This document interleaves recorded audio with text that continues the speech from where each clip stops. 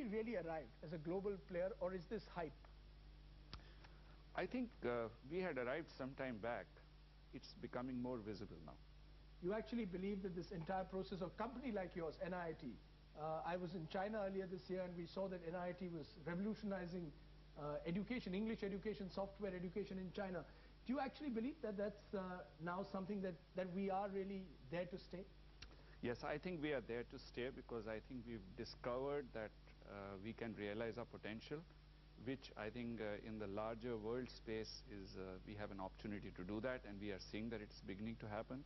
So I think the confidence level contributes to the success as well. Confidence level being important. Sanjeev Gupta, as President Coca-Cola India, is India still a dumping ground, some kind of a third world country for the big multinational, or is it a serious player in the global market? I think Indian managers had come to stay 10 years ago. And in all multinationals, Indian managers, if you ask me, are ruling the roost. What about in Coca-Cola, for example? Oh, across Coca-Cola, the marketing department is now so full of Indians that I feel scared to send in anymore. But is it just the service sector where we are strong? Is it that India is now seen as this big outsourcing destination, or is it seen as much more than that? Every presentation I have seen for any other multinational or within my company, India is amongst the top 5 countries which is going to be there now or in the next 5 years. So it's there. Jai Panda, the politician's perspective, we have all these companies, the third largest producer of CDs, the second largest producer of forge company, the third largest company in terms of plastic tubes. Industry seems to have arrived. Do the politicians recognize this? Are they a step behind corporate India? No, I think the politicians are aligning themselves to this new resurgent India. But having said that, there's no switch that you can flip and everybody will be with it. It's a continuum. And I think it takes a bit more time in politics because in a democracy, you have to build consensus. And I think we're getting there. But is there a feeling still that state knows best, that government knows best when it comes to deciding on future policies? In that sense, we still aren't ready to be globally competitive. That's a hangover of many decades of the government knows best approach. But I think we are gradually getting away from that. And I don't think this is limited to only the ruling coalition. I think this is true of the opposition as well, because gradually government's intervention in the economy, government's intervention in people's lives is taking step by step backwards. Do you sense that recognition, Mr. Tharani, outside the country? Is there a recognition in foreign capitals, whether it's a Beijing or a Washington, that India has arrived? Or is there a sense that we are still going to use India for a while as an outsourcing destination, perhaps a cheap service sector, cheap manufacturing base, but not as a long-term player? I think outside of the country, the potential of India is felt much more than it is felt within India. This is my feeling in the last few years that one has been going around the world, because people see a lot of depth in addition to the width of a large number of people and a few things that we have been able to do. So I tend to see, and I also see that just responding to that politician's angle, I think what I notice is the success for that comes from the fact that in our childhood we have all had to struggle, and that's because of the politician, the regulation. And when we grew up, we saw deregulation, which we saw a lot of space.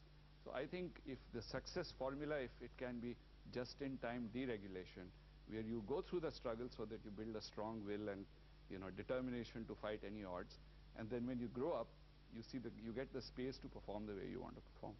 So you think we've grown up, Sanjeev Gupta? I mean, we saw it yesterday on the cricket field in a strange way. We were looking at the Aussies in the eye. No colonial hang-up, no. That's the point. Is there a change? I think, from the time when I was 20 to today, we've changed our mindset completely. From being overawed by the West and being happy in our little space, we genuinely believe that we can do anything in the world. That is the attitude I'm seeing across all facets of India. And that's really, I think that's the critical point or the turning point which is creating what you call this hype, and I believe a feeling. But is there somewhere some kind of a disjunction, Jai Panda, between what young India wants, its desires, its ambitions, its goals, and what the political class still wants? You still run elections based on caste, regional identities, completely divorced perhaps from this aspiration of this new India. No, I don't think so. I think, as I said before, it's a continuum. It keeps changing. I think you will notice that there are more younger politicians coming in, politicians that are more in tune with the needs of India today. And as far as caste divisions and all that, they are nothing new, they've been there. I think if we look forward for the next decade or so, what I see is a lessening of dependence on such factors and a greater dependence on themes that unify rather than divide. So this feel-good factor then, Mr. Tharani, that everyone talks about, is this feel-good factor now limited to areas like software education, let's say like pharma, like auto parts? Do you see the feel-good factor being imposed from above by the government? Or is it something which is there within industry in particular, within corporate India in particular? I think it's within not only corporate India, but within, I can see a larger, we deal with large masses of individuals, the new generation, and we see that confidence very visible on their faces. So I think it's more than just corporate India or a few sectors. But it's not Indians who feel that their Mecca still remains America, go to an American university, perhaps stay on there. The return, the reverse brain drain, do you see that happening, Sanjeev Gupta? Indians coming back, actually investing in India? Oh, absolutely. India has seen one of the most challenging careers in a multinational today. Say 15, 20 years ago, where it was, you know, I'll work in India, go abroad, and make my career there. So, again, that's the difference. It's not seen as a hardship posting as perhaps what multinational managers would have seen it 20, 25 years ago?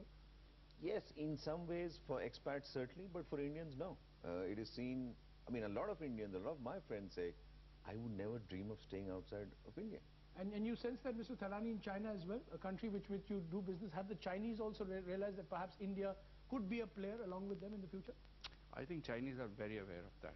That you can see by the number of Chinese delegations you see to this country. I think they are much more competitive in their thinking, and that's an area which we have to develop a little more. You know, when we say we reach the finals, but that's where that becoming more competitive is an area which we should work further on. But I think it's very true that people realize that. Okay, so Jai Panda, finally, a final word from you. I believe Parliament celebrated when India won the cricket match. Has the significance of all these victories really registered, or is the government going to see this as part of its Shining India campaign, rather than see it as something that really is a process that's emerging from below rather than from above? Well, look, there's no getting away from the reality of the feel-good factor, and the recent cricket victory is the latest embodiment of that. But the fact remains that you're right. It is not just limited to sports. It's not just limited to industry, although I give a lot of credit to industry sectors like the IT sector, for instance, which were catalysts and early successes for India abroad. And I think the government recognizes that. And yes, we did recognize the recent sports victory and congratulated the team. But I think that's only an embodiment. Right. That's not a be-all or end-all by itself. I think it goes across the country, and I think it goes across all sectors. Right. Well, bottom line, I think mindsets are slowly changing, which is the most important thing, as India emerges slightly more self-confident, ready to take Australia on the cricket field and ready to take the corporate world on. Sanjeev Gupta, Mr. Tharani, Jai Panda, thanks very much for joining us.